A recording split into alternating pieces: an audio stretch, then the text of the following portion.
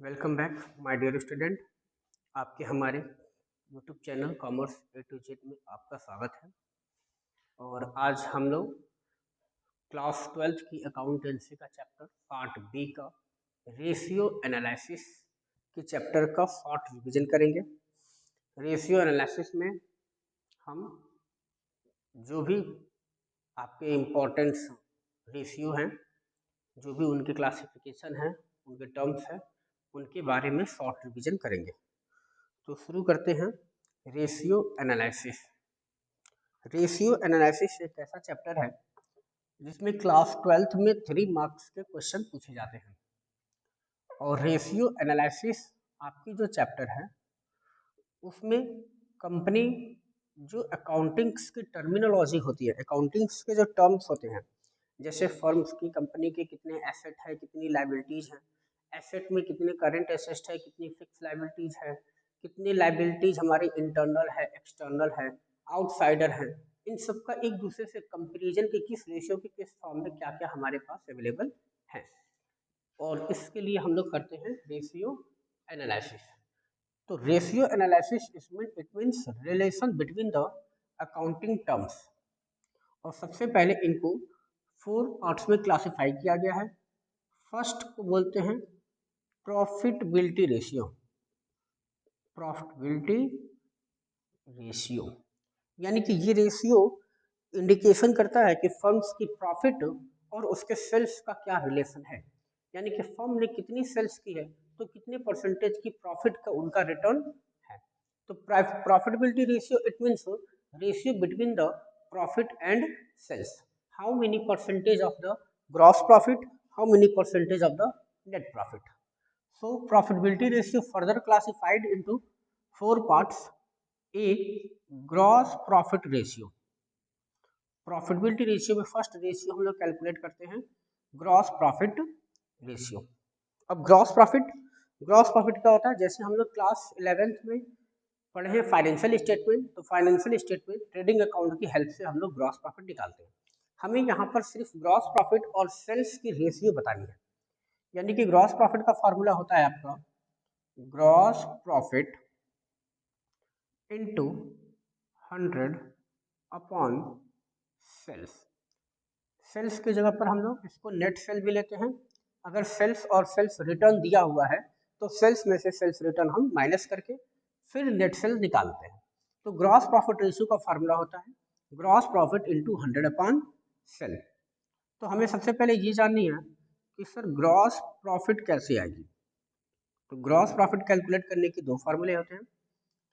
Sales में से, sales की वैल्यू में से कॉस्ट ऑफ माइनस कर दीजिए। कॉस्ट या ऐसे कहें cost of goods sold. Gross profit की वैल्यू निकालने के लिए सेल्स में से कॉस्ट ऑफ गुड्स सोल्ड को माइनस करें। ये सिंपल सा वही लॉजिक है कि अगर हमें ग्रॉस प्रॉफिट की कैलकुलेशन जाननी है तो अगर कोई भी गुड्स की वैल्यू जिसको हमने 100 में सेल किया, सेल की वैल्यू इट मीन्स कस्टमर से रिसीव किया हमने 100, और उस गुड्स की purchase value, cost value, manufacturing value अगर 90 रुपीज़ है तो जो 10 रुपीज़ एक्सेस हमने कमाया वो है हमारा ग्रॉस प्रॉफिट। तो सिंपल सा ग्रॉस प्रॉफिट निकालने का फॉर्मूला बना sales minus cost of goods sold. इसके अलावा क्वेश्चन में सेल्स और कॉस्ट ऑफ गुड्स सोल्ड ना देकर आपको कुछ इंफॉर्मेशन अदर दिए रहेंगे, जैसे ग्रॉस प्रॉफिट इक्वल टू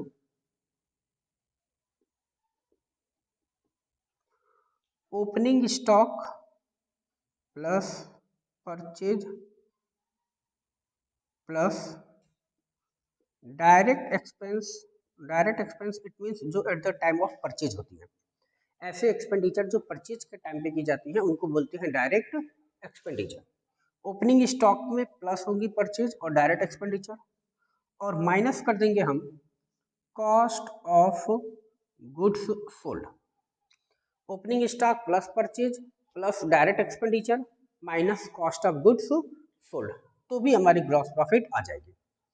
अब इसका क्या लॉजिक है, सपोज कीजिए कि हमारे पास 100 रुपीज़ की सामान की ओपनिंग स्टॉक थी, 100 हमने और परचेज किया, और परचेज के टाइम पे 10 एक्सपेंडिचर हुआ तो 210 हुई, और उस 210 की टोटल वैल्यू की जो हमने सेल की है उसकी कॉस्ट अगर 190 है तो 20 की बैलेंसिंग फिगर हमारी ग्रॉस प्रॉफिट आ जाएगी।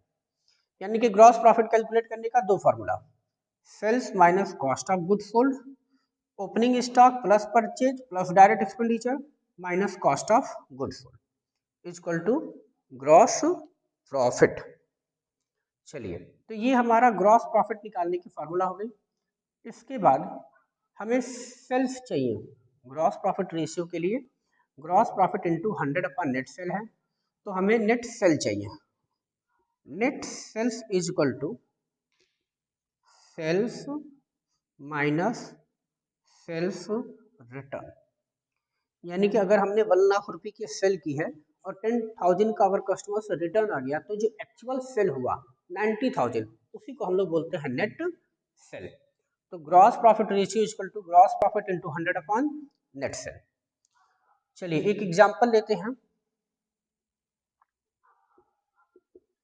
क्वेश्चन में गिवन है आपके सेल्स की value 1 lakh, cost of goods sold की value 80,000, cost of goods sold की वैल्यू 80,000 और हमसे क्वेश्चन में पूछा कि calculate gross profit ratio, calculate gross profit ratio. तो देखिए कैसे निकालेंगे इसकी सॉल्यूशन को। सबसे पहले हमें क्या चाहिए, ग्रॉस प्रॉफिट। तो gross profit equal to sales minus cost of goods sold. Sale की value 1 lakh, cost of goods sold की वैल्यू 80,000, तो आपकी बैलेंसिंग फिगर आ गई 20,000 की ग्रॉस प्रॉफिट। अब gross profit ratio equal to gross profit into 100 upon net sales. यहाँ पर सेल्स केवल है, रिटर्न नहीं है, तो हम सेल्स को ही नेट सेल मान लेंगे। चलिए ग्रॉस प्रॉफिट की वैल्यू कितनी आई 20,000, 20,000 into 100 upon net cell 1 lakh. 50 से 2 और 3 50 कैंसिल हो गया, आपका ग्रॉस प्रॉफिट रेशियो आ गया 20%। तो gross profit ratio profitability ratio का फर्स्ट रेशियो होता है। Gross profit ratio equal to gross profit into 100 upon sale. Gross profit निकालने का formula cost of goods sales minus cost of goods sold, या फिर opening stock plus purchase plus direct expenditure minus cost of goods sold, तो भी हमारे पास gross profit की ratio calculate हो जाएगी। तो ये हमारा हो गया प्रॉफिटेबिलिटी रेशियो का first ratio, gross profit ratio.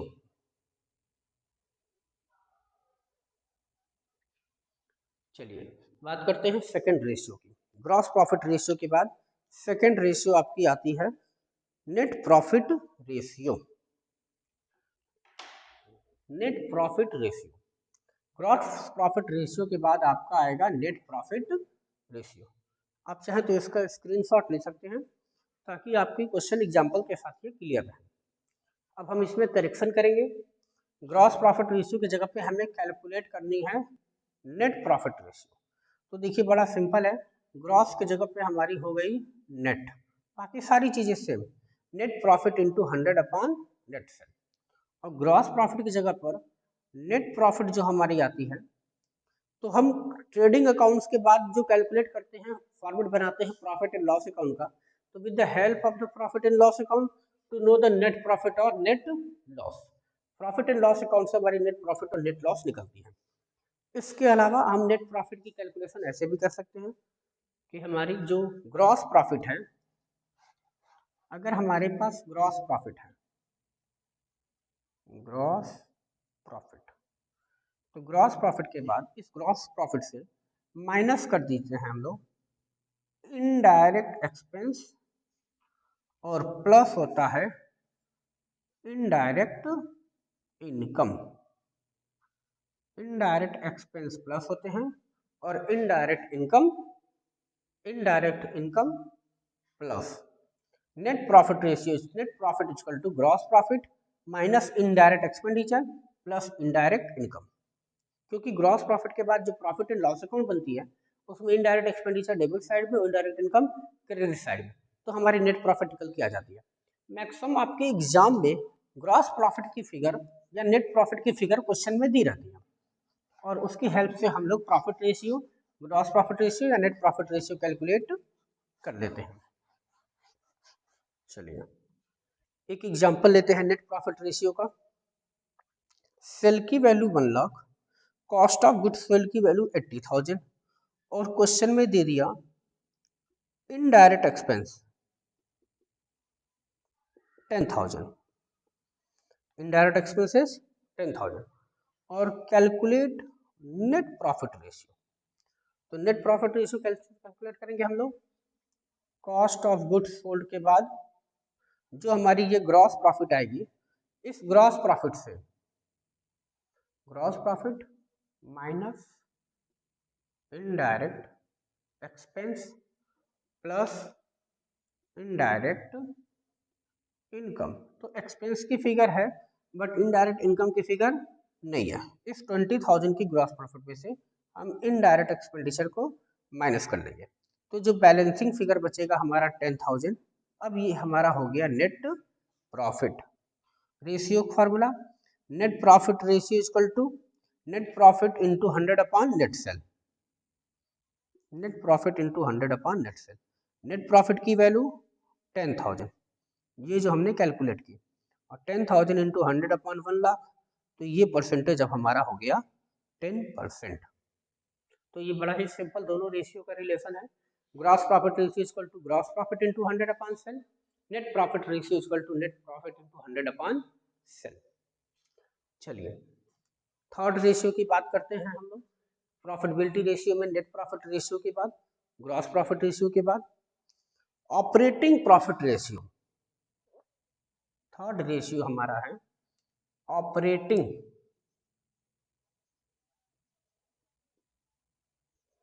Operating profit ratio. कुछ इसमें समस्या नहीं है, सेम जैसे हमने ग्रॉस प्रॉफिट रेशियो निकाला, नेट प्रॉफिट रेशियो निकाला, वैसे ही अब हम लोग ऑपरेटिंग प्रॉफिट निकालेंगे, ऑपरेटिंग प्रॉफिट। तो चलिए समझते हैं पहले ऑपरेटिंग प्रॉफिट और ये नेट प्रॉफिट में क्या डिफरेंस है। Operating profit it means only operating nature income and expenditure adjusted when calculate the net profit. जब हम लोग नेट प्रॉफिट की कैलकुलेशन करते हैं तो हम लोग नॉन ऑपरेटिंग और नॉन ऑपरेटिंग नेचर के इनकम और एक्सपेंडिचर दोनों का ट्रीटमेंट करते हैं, लेकिन ऑपरेटिंग प्रॉफिट में नॉन ऑपरेटिंग नेचर की इनकम या एक्सपेंडिचर का एडजस्टमेंट छोड़ दिया जाता है। इसका क्या मतलब हुआ, जैसे loss by fire, loss by fire ऐसे नेचर के जो एक्सपेंडिचर हैं, लॉस बाय थिप, ये ऐसे नेचर के एक्सपेंडिचर हैं जिनको हम लोग नॉन ऑपरेटिंग बोलते हैं, यानी कि ये बिजनेस में एक्सपेंडिचर सडनली हुए हैं, इनका डे टू डे से कोई रिलेशन नहीं है, लेकिन फिर भी अगर ये एक्सपेंडिचर होते हैं तो इसको हम लोग नॉन ऑपरेटिंग बोलते हैं। लेकिन नेट प्रॉफिट की कैलकुलेशन में इनका भी एडजस्टमेंट होता है। जब नेट प्रॉफिट कैलकुलेट करते हैं तो लॉस बाई फायर को भी माइनस करते हैं, लॉस बाई थिप को भी माइनस करते हैं, लेकिन ऑपरेटिंग प्रॉफिट में ऐसे एक्सपेंडिचर को माइनस नहीं करना, और अगर माइनस हुए हैं तो इसको फिर से हम लोग बाई बैक ऐड कर लेते हैं, यानी कि operating profit equal to operating profit equal to net profit plus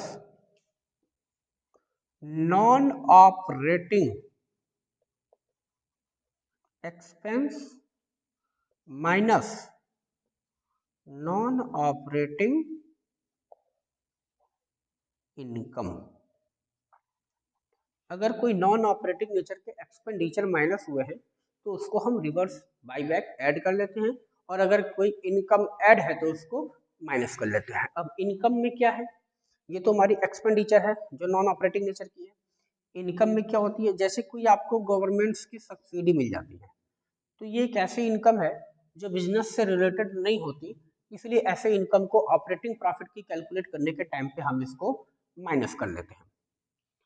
ठीक है, तो हमारी जो एक्चुअल प्रॉफिट होती है नेट प्रॉफिट से पहले, वो कहलाती है ऑपरेटिंग प्रॉफिट। और ऑपरेटिंग प्रॉफिट रेशियो का formula operating profit into 100 upon sales, यानी कि सेम वही चीज़ है। जब ऑपरेटिंग प्रॉफिट हमारी निकल के आ जाएगी तो operating profit into 100 upon net cell हम कर देंगे। ठीक है, चलिए ऑपरेटिंग प्रॉफिटेबिलिटी रेशियो में हमारे 3 रेशियो हो गए। Gross profit ratio, gross profit into 100 upon sale. Net profit ratio, net profit into 100 upon sale. Operating profit ratio, operating profit into 100 upon net sale. Fourth ratio की बात करते हैं हम, operating ratio. ये देखिएगा ध्यान से, ऑपरेटिंग प्रॉफिट रेशियो और ऑपरेटिंग रेशियो में डिफरेंस है।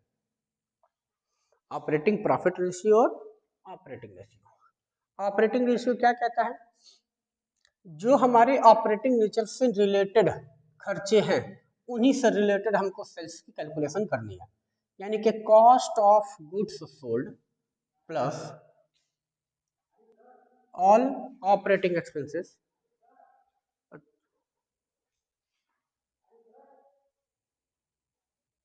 हाँ, और operating ratio equal to cost of goods sold plus all operating expenses minus operative